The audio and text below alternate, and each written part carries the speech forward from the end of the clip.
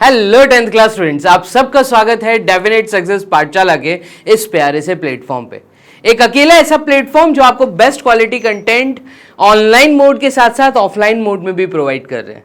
Yes, अगर आप चाहते हैं कि आपका अगर एडमिशंस लेना चाहते हैं डेफिनेट सक्सेस क्लासेस में, तो एडमिशंस ओपन है। आप हमें कॉल कर सकते हैं। इस वीडियो के लास्ट में मैं आपको मोबाइल नंबर्स और यहाँ का लैंडलाइन नंबर दिखाने वाला हूँ। और अगर आप चाहते हैं कि आपको एडमिशन लेना है तो आप डेफिनेटली हमें कॉल करिए और डेफिनेट सक्सेस क्लासेस के साथ आप ज्वाइन हो सकते हैं ऑफलाइन मोड में भी। तो चलिए स्टार्ट करते हैं हमने इस लेक्चर को। तो क्लास 10 स्टूडेंट्स, ये लेक्चर आप लोगों के चैप्टर पॉलिनोमियल में से पार्ट 3 है, जहां पर आप लोग ये समझने वाले हैं कि एक पॉलिनोमियल का ग्राफिकल रिप्रेजेंटेशन कैसे करते हैं। ठीक है, तो आप लोगों ने, मैं पूरी उम्मीद करता हूं कि पार्ट 1 और पार्ट 2 बहुत अच्छे तरीके से समझ लिया होगा। जहां पार्ट 1 में मैंने एक इंट्रोडक्टरी पार्ट दिया था, आपको टॉपिक पॉलिनोमियल समझाया था, आपको वहां पे डिग्री वर्ड समझाया था, आपको ये बताया था लीनियर पॉलिनोमियल क्या कहते हैं, क्वाड्रेटिक पॉलिनोमियल किसको कहते हैं, क्यूबिक किसको कहते हैं, बाइक्वाड्रेटिक क्या होता है, कांस्टेंट क्या होता है, जीरो पॉलिनोमियल क्या होता है। तो कंप्लीट पॉलिनोमियल का इंट्रोडक्शन पार्ट मैंने पार्ट 1 में दिया था और पार्ट 2 में मैंने आपको रिलेशंस कराए थे और आपसे कहा था जब आप पार्ट 2 वॉच कर लें तो उसके बाद एक्सरसाइज 2.1 और 2.2 आपको सॉल्व करनी थी। 2.2 तक मैंने आपको करवा दिया था, जिसकी वीडियो आप ऑलरेडी वॉच कर चुके होंगे। अब एक्सरसाइज 2.1 में क्योंकि ग्राफ्स रिलेटेड क्वेश्चंस थे, तो वहां पर अब मैं आपको पार्ट 3 दे रहा हूं, जहां पे मैं आपको ग्राफिकल रिप्रेजेंटेशन समझा रहा हूं पॉलिनोमियल्स का। यस, तो ये लेक्चर है जहां पे आपको ग्राफिकल रिप्रेजेंटेशन समझना है। इसके बाद आप एक्सरसाइज 2.1 में जो एक क्वेश्चन दिया हुआ है, आप उसको बहुत अच्छे तरीके से समझ सकते हैं। क्लियर है मेरी बात? वीडियो पसंद आए तो लाइक जरूर करिएगा, ठीक है, और चैनल को सब्सक्राइब जरूर करिए। अपने दोस्तों को बताइए, जितना ज़्यादा हो सके आप अपने ग्रुप्स पे शेयर करिए। तो चलिए 10th क्लास स्टूडेंट्स, हम लोग स्टार्ट करते हैं चैप्टर 2 पॉलिनोमियल्स पार्ट 3, जहां पे हम कर रहे हैं ग्राफिकल रिप्रेजेंटेशन ऑफ पॉलिनोमियल्स। तो यहां पर सबसे पहले तो मैं आपसे यह कहना चाहूंगा कि क्योंकि आप पार्ट 2 वॉच कर चुके हैं, आपको यह समझ आ गया कि कोई भी पॉलिनोमियल डिनोट करने के लिए हम यूज करते हैं या तो P या F या G, मतलब हमको एक लेटर का यूज करते हैं जो कि ये बोलता है कि polynomial in the terms of x। ये लिखने का तरीका होता है, ये x हमें ये बताता है कि वो जो पॉलिनोमियल आपको दिया है, एक एक्सप्रेशन आपको लिख के दी होगी, अगर वो पॉलिनोमियल है तो उस पॉलिनोमियल में जो सिंगल वेरिएबल यूज हुआ है, तो पॉलिनोमियल विथ वेरिएबल x अगर आपको लिख के दिया है, तो हम यहां पर एक वर्ड यूज करते हैं कि इस पॉलिनोमियल के जीरोस। दैट मीन्स अगर मैं बोलूं कि इस x की जगह पे दिए हुए पॉलिनोमियल में वैल्यू ऑफ पॉलिनोमियल आपने निकालना सीखा है, तो दिए हुए पॉलिनोमियल के अंदर अगर वेरिएबल x की जगह पे आप कोई वैल्यू k सब्सटीट्यूट कर दें और वो k डालने पे जीरो आ जाए, तो if x is equals to k और ये x की वैल्यू k डालने पे, मतलब ये पॉलिनोमियल x की जगह पे k डालने पे पूरे पॉलिनोमियल की वैल्यू जीरो आ जाए, तो इस केस में हम कहते हैं कि जीरोस ऑफ पॉलिनोमियल क्या होंगे, a zero of the polynomial. ठीक है, अब ये जीरोस पॉलिनोमियल में क्यों जरूरी है, जैसे कि आपने सेकंड में देखा एल्जेब्रिकली, पार्ट 2 वाली वीडियो में आपने क्या समझा कि एल्जेब्रिकली पॉलिनोमियल्स के लिए रिलेशंस कैसे निकाले जाते हैं। बट एल्जेब्रिकली से हटके अगर मैं बात करूं, क्या हम ये जीरोस ग्राफ के ऊपर भी दिखा सकते हैं? तो ये जो k की वैल्यू आपने सब्स्टिट्यूट की थी, x इक्वल्स टू k, ये जो k की वैल्यू है हम ग्राफिकली भी देख के बता सकते हैं। जरूरी नहीं है कि हम उसको सिर्फ एल्जेब्रिकली सॉल्व करें। आपने क्या सीखा? आपने ये सीखा कि मिडिल टर्म स्प्लिट करनी है या कॉमन आउट करना है, फैक्टर्स निकालने हैं, फैक्टर्स निकालने के बाद उसके जीरोस निकालने हैं, जीरोस जब निकल जाएं, जब अल्फा बीटा निकल जाएं, तो उनको ऐड करके रिलेशन बनता है। क्वाड्रेटिक के केस में आपने ये समझा था sum of the zeros and product of the zeros, लेकिन वो जो वर्ड जीरोस है, ये जो k की वैल्यू है, यहां पे मैं k बोल रहा हूं, वहां पे मैंने जब एल्जेब्रिकली सॉल्व करवाया था मैंने अल्फा बीटा बताया था। ठीक है, तो ये जो जीरोस हैं क्या ग्राफ के थ्रू हम बता सकते हैं? तो यस, हम ग्राफिकली भी रिप्रेजेंट कर सकते हैं। इस चीज को हम शुरुआत करते हैं एक लीनियर पॉलिनोमियल के साथ। बहुत अच्छे से समझिएगा कि we will see the geometrical representation of linear and quadratic polynomial and the geometrical meaning of their zeros. तो इस लेक्चर में मैं आपसे कहूंगा कि लीनियर पॉलिनोमियल, क्वाड्रेटिक पॉलिनोमियल और क्यूबिक पॉलिनोमियल के जीरोस ग्राफिकल रिप्रेजेंटेशन के थ्रू हम देखने सीखने वाले हैं। मुश्किल से मैं कहूंगा ये हाफ एन आवर की वीडियो रहने वाली है, तो वीडियो को पूरा लास्ट तक वॉच करना। डन। आप वॉच कर रहे हैं अपने अभिषेक सर को, एके सर को, जहां पर डेफिनेट सक्सेस पाठशाला के प्लेटफॉर्म पे मैं आपको बहुत बढ़िया तरीके से हर एक basic content CBSE NCERT book related दे रहा हूं। डन। चलिए तो मूव करते हैं और सबसे पहले हम यहां पर इस चीज को देखते हैं कि जैसा कि हमें पता है कि कोई भी लीनियर पॉलिनोमियल के लिए हम जो जनरल फॉर्म लिखते हैं, 9th क्लास में भी आपने सीखा और अभी सेकंड पार्ट में भी आपने देखा। क्लास 10 स्टूडेंट्स, पार्ट 2 जो मैंने आपको दिया था, मैंने आपको बताया था एक जनरल फॉर्म होता है जो लीनियर पॉलिनोमियल के लिए, वो होता है ax प्लस बी। यहां पे a की जो वैल्यू है वो कभी 0 के बराबर नहीं होनी चाहिए, और ये जो a और b है ये बेसिकली रियल नंबर्स हैं। रियल नंबर्स हम उनको कहते हैं जहां पर पूरा एक ग्रुप की बात होती है। Group which contains all the rational and irrational numbers are known as real numbers. तो a और b कोई भी रियल नंबर हो सकते हैं, बस उसमें से 0 नहीं होना चाहिए। तो a अगर 0 हो गया तो ये लीनियर पॉलिनोमियल नहीं होगा, ये कांस्टेंट पॉलिनोमियल बन जाएगा, ये वाला टर्म क्योंकि 0 हो जाएगा। तो इस टर्म को 0 नहीं करना, a की वैल्यू आपको कुछ एक रियल नंबर रखनी है बट 0 नहीं रखनी। b 0 हो सकता है। तो यहां पे समझना, इस लीनियर पॉलिनोमियल के लिए अगर मैं इस लीनियर पॉलिनोमियल को, जैसा कि हमने 9th में पढ़ा था कि इस लीनियर पॉलिनोमियल को अगर मैं y की इक्वलाइज कर दूं, मैं एक इक्वेशन बना दूं, तो इस केस में जब जब मैं x की वैल्यू सब्स्टिट्यूट करूंगा तब तब मुझे y की एक वैल्यू मिलेगी। दैट मीन्स अगर मैं एक एग्जाम्पल के लिए, जैसा कि यहां पर ये एक एग्जाम्पल लिखा हुआ है पीछे बोर्ड पे, कि अगर मान लो आपको एक इक्वेशन दी है 2x प्लस 3, ये आपको एक इक्वेशन दी है। अब इस 2x प्लस 3 में आप अगर कार्टेशियन कोऑर्डिनेट चैप्टर पे जाते हैं, जो 9th क्लास का एक चैप्टर था कोऑर्डिनेट, ठीक है, तो कोऑर्डिनेट सिस्टम पे अगर आप जाते हैं तो वहां पे कार्टेशियन प्लेन के ऊपर आपको कोऑर्डिनेट्स ढूंढने होते हैं, आपको एब्सिसा और ऑर्डिनेट निकालना होता है। दैट मीन्स x और y की वैल्यू तब मिलेगी जब आप एक प्रॉपर तरीके से चार्ट फॉर्मेशन करेंगे। तो मैं यहाँ पे एक चार्ट फॉर्मेशन कर लेता हूँ, देखिएगा। मैं अगर यहाँ पे x और y की वैल्यूज को सब्सटीट्यूट करूं दी हुई इक्वेशन के अंदर, तो x 0 डालने पे y की वैल्यू 3 आ रही है, और y 0 डालने पे आप नोटिस करिएगा, अगर मैं y 0 कर दिया तो जो x की वैल्यू है वो आपकी क्या आएगी, वो आएगी आपकी -3/2। ऐसे ही अगर मैं यहां पर कोई भी वैल्यूज डालता जाऊं, जैसे कि मैं अगर x की वैल्यू मैं कहता हूं -2 डाल रहा हूं, अगर x की वैल्यू मैं -2 डाल दूं तो देखिए -2 × 2 इज -4, -4 + 3 इज -1। तो यहां पे ये -2 डालने पे -1 आएगा, वही यहां पे लिखा है।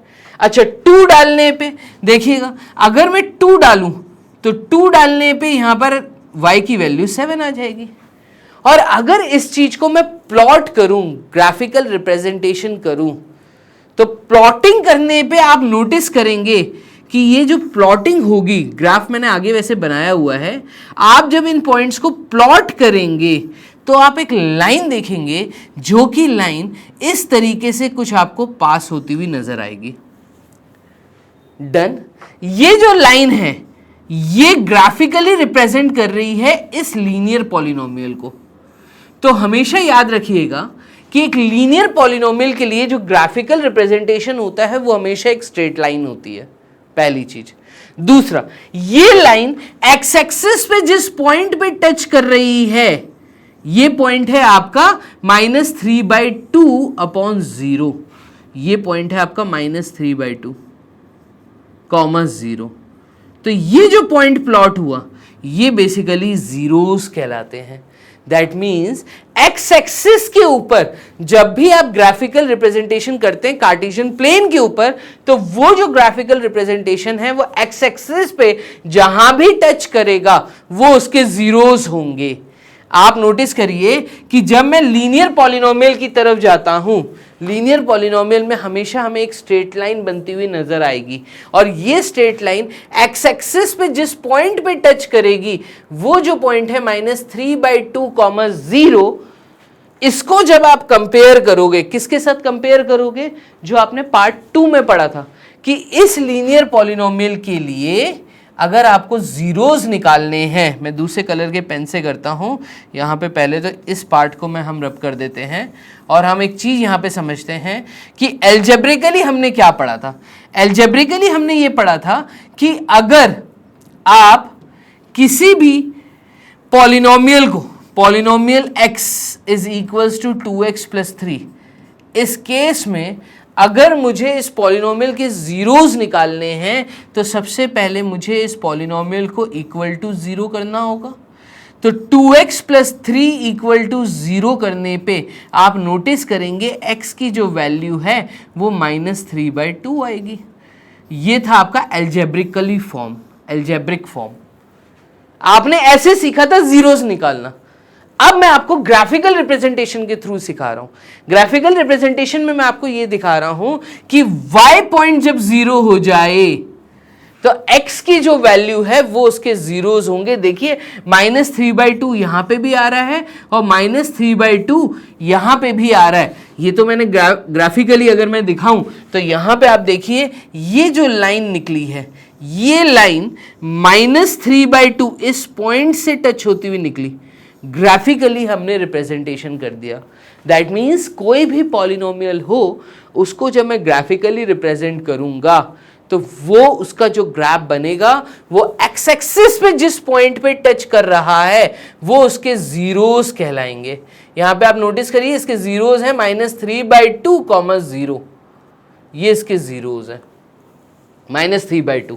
दैट मीन्स एक लीनियर पॉलिनोमियल के लिए एक ही जीरो निकल के आता है और वो पॉइंट निकल के आएगा एक्स एक्सिस पे, सिंगल पॉइंट ऑफ टचिंग।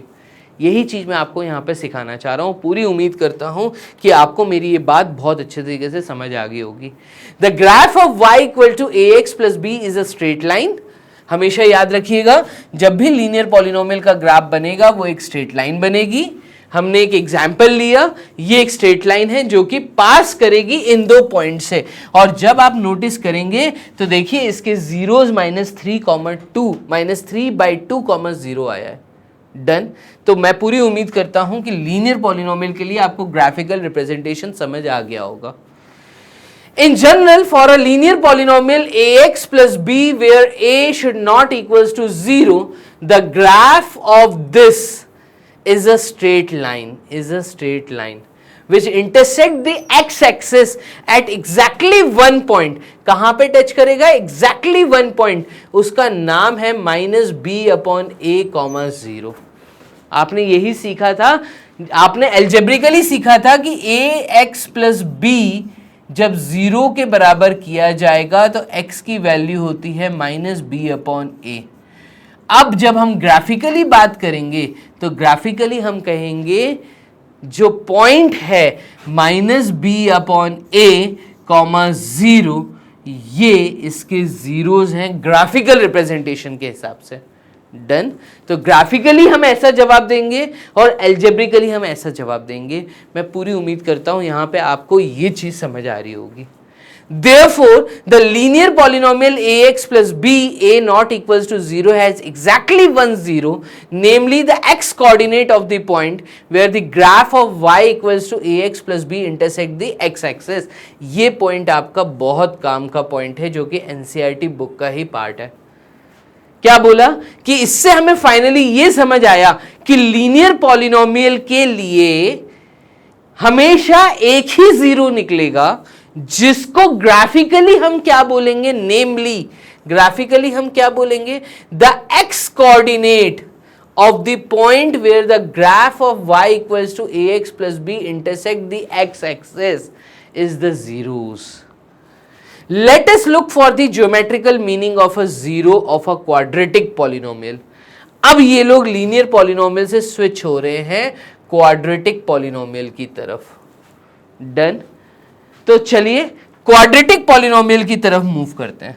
हमें जैसा कि पता है एक क्वाड्रेटिक पॉलिनोमियल में ax square plus B X plus C, ये इसका जनरल फॉर्म होता है।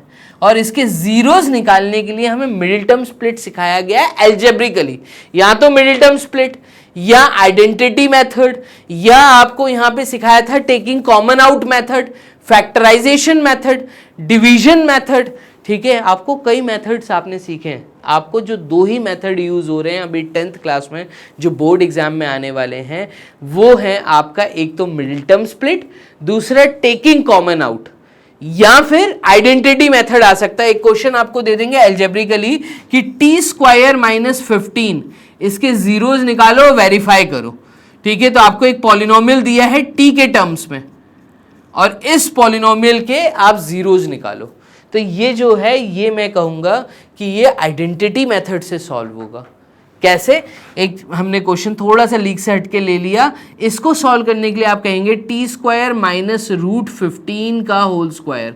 आप देखो सिर्फ 15 लिखा था, मैंने रूट 15 का होल स्क्वायर कर दिया, और यहाँ पे आइडेंटिटी दिख रही है A square minus B square.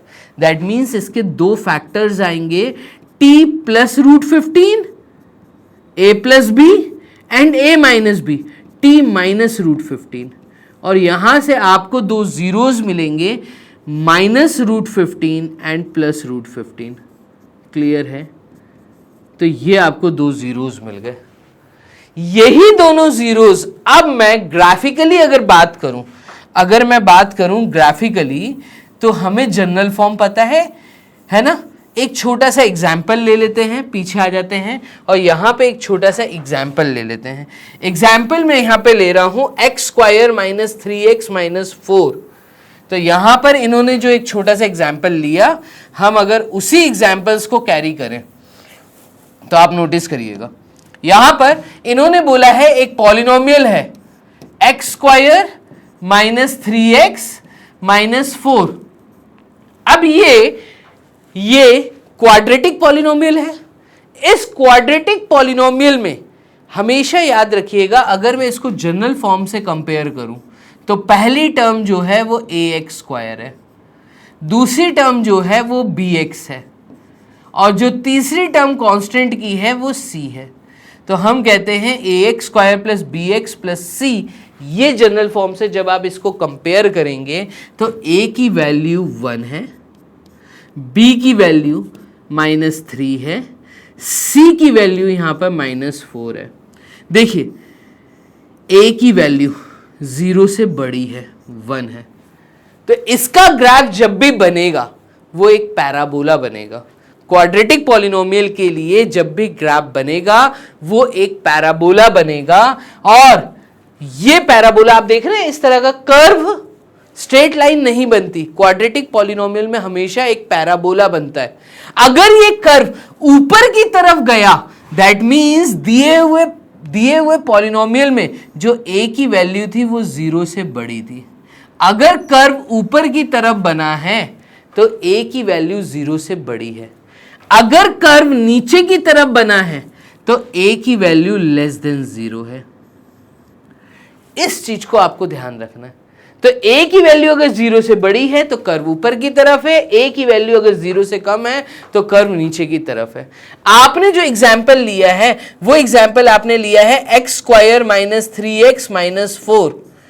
इसमें जब आप इसको इक्वल टू y कर देंगे और x और y की वैल्यू सब्स्टिट्यूट करेंगे तो आपके पास इस तरह का चार्ट आएगा जिसका ये ग्राफ बनेगा। कोऑर्डिनेट ज्योमेट्री है, सिंपल।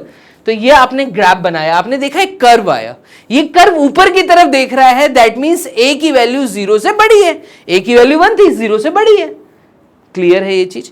यहां पे देखिएगा, in fact for any quadratic polynomial ax square plus bx plus c where a should not equals to 0, the graph of the corresponding equation has one of the two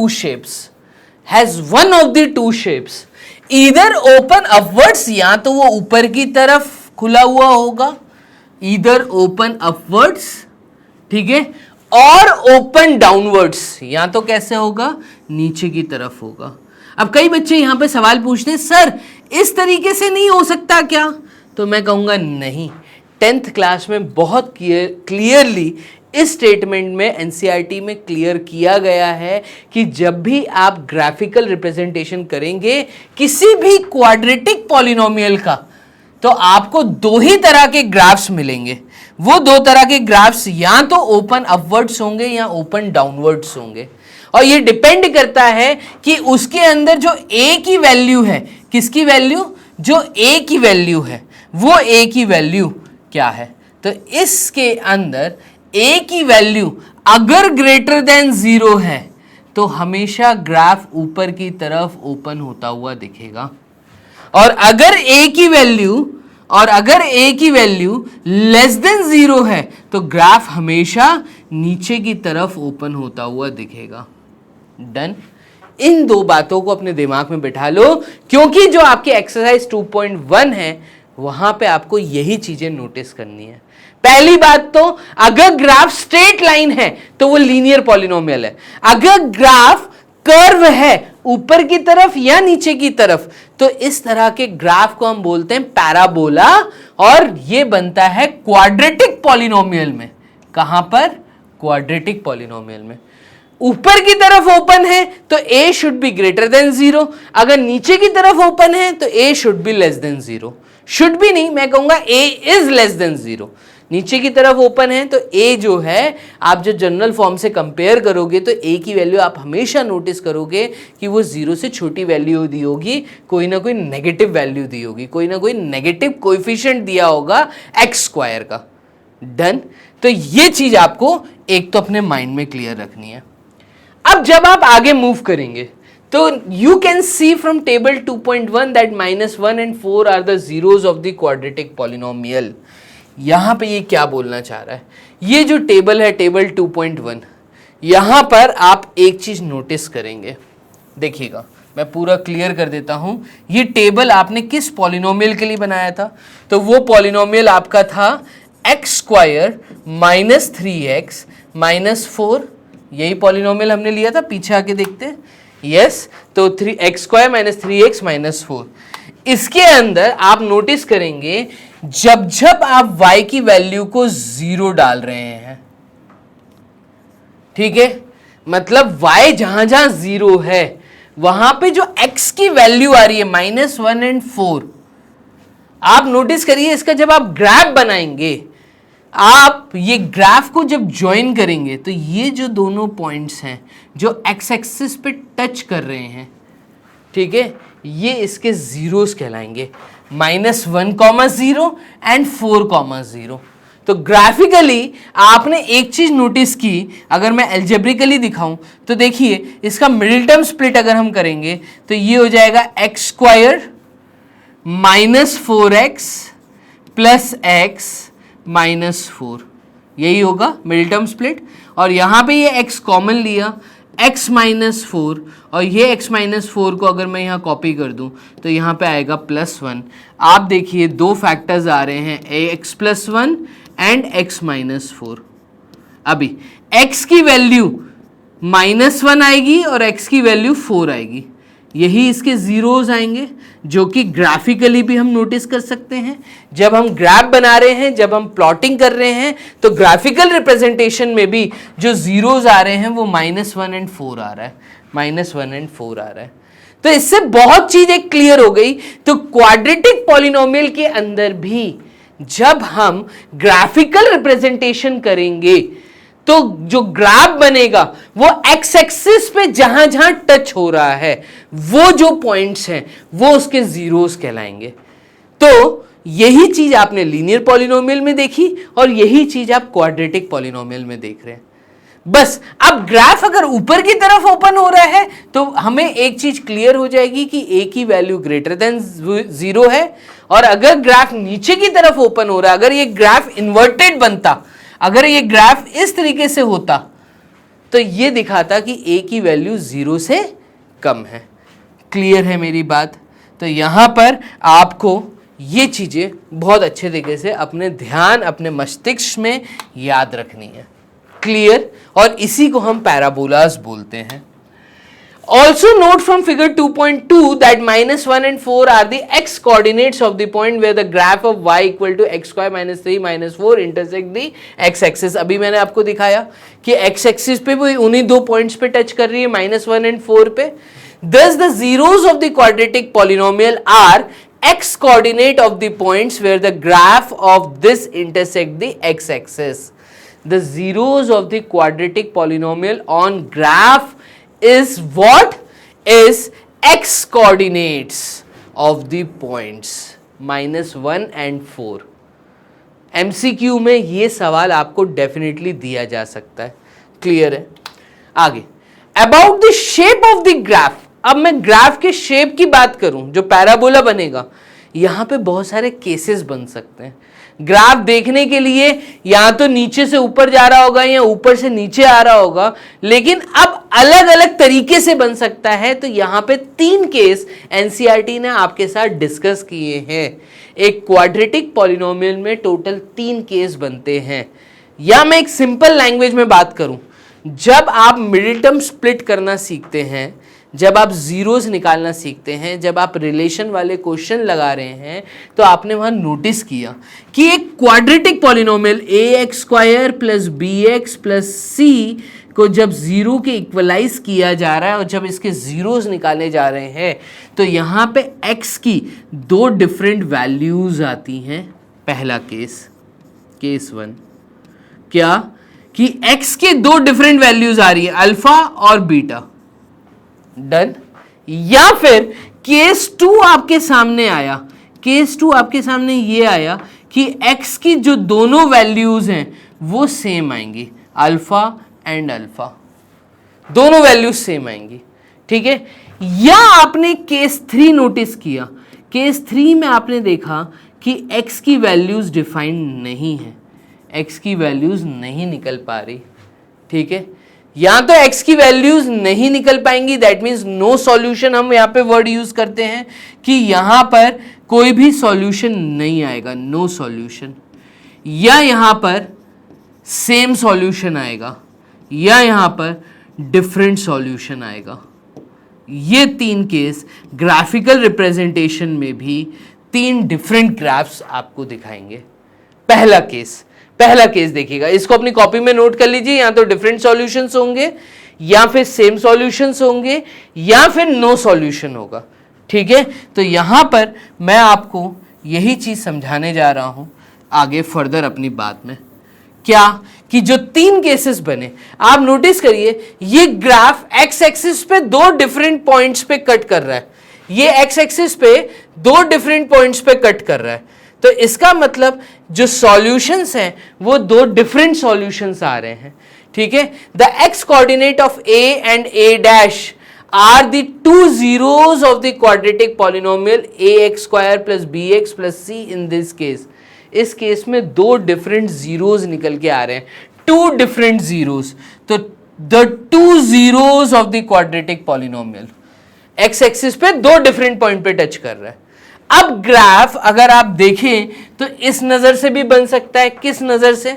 तो यहां पर graph हो सकता है किसी सिंगल पॉइंट पे touch करके निकले, सिंगल पॉइंट ऑफ टचिंग मिले.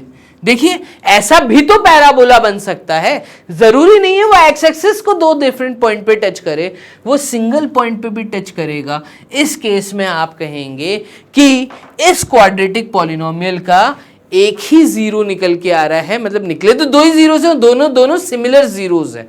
ठीक है. Here the graph cuts the x axis at exactly 1 point, that is at 2 coincident points.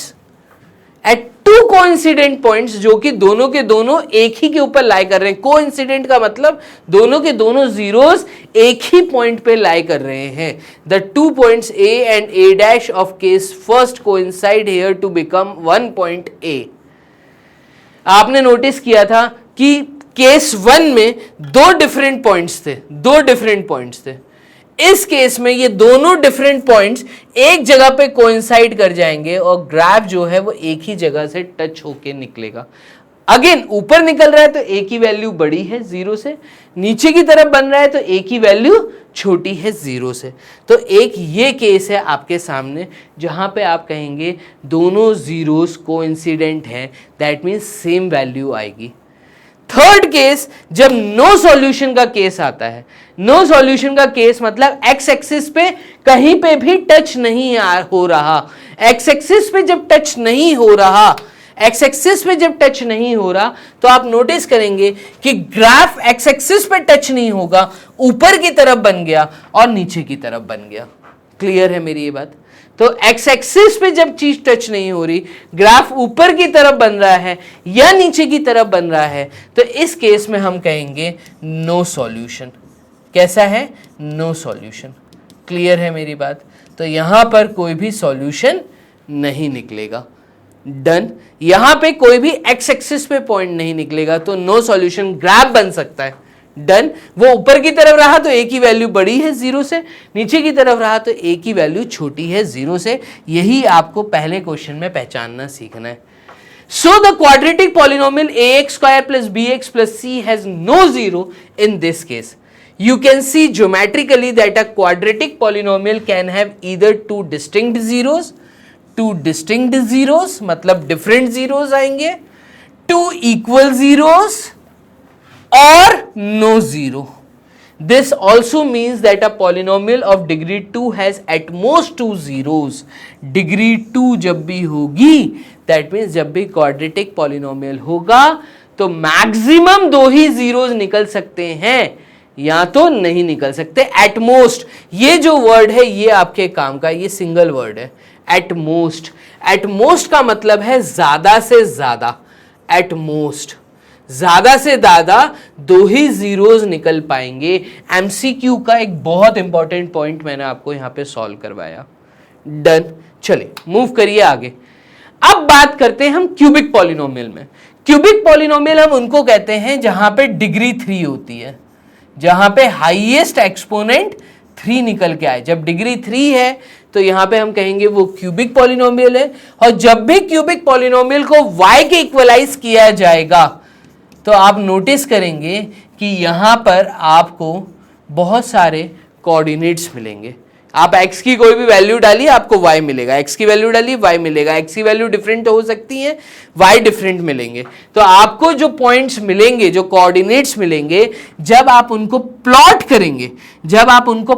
करेंगे तो आपको जो ग्राफ मिलेगा वो डांस करता हुआ मिलेगा। डांस मतलब एक वेव बनाता हुआ मिलेगा। और ये वेव एक्स एक्सिस पे जिन जिन पॉइंट पे टच करेगी वो उसके जीरोस हैं। आप देखिए 0,0 पे टच किया, -2,0 पे टच किया, 2,0 पे टच किया। तो यहां पे आप नोटिस करेंगे कि अगर आप x0 ले रहे हैं तो y भी आपका 0 आ रहा है। 0,0, -2,0, 2,0। तो आप जब इस क्यूबिक पॉलिनोमियल के जीरोस निकालेंगे, ठीक है, तो आपको 3 जीरोस मिलेंगे। वो जो 3 जीरोस मिलेंगे वो आपके ग्राफिकल रिप्रेजेंटेशन के अंदर एक्स एक्सिस पे 3 जगह पे टच होते हुए मिलेंगे। और जब आप इनको ज्वाइन करेंगे तो ज्वाइन करते समय आप नोटिस करेंगे कि आपको जो ग्राफ है वो इस तरह का वेव बनाता हुआ नजर आएगा। कोई एक पैराबोला या स्ट्रेट लाइन नहीं मिलेगी, आपको एक वेव मिलेगी। अब ये वेव के डिजाइन अलग अलग हो सकते हैं। यहां पे देखो 3 डिफरेंट पॉइंट्स मिले, 3 डिफरेंट जीरोस मिले।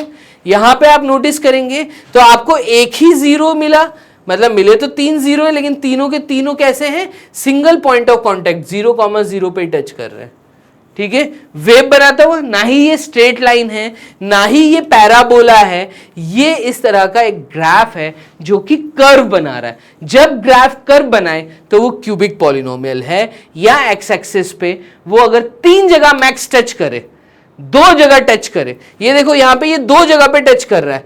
एक तो इस पॉइंट पे 0,0 पे, दूसरा ये टच कर रहा है 1,0 पे, और ये ग्राफ ऐसा निकल रहा है। That means at most 3 zeros निकलते हैं, ज्यादा से ज्यादा 3, कम से कम 1।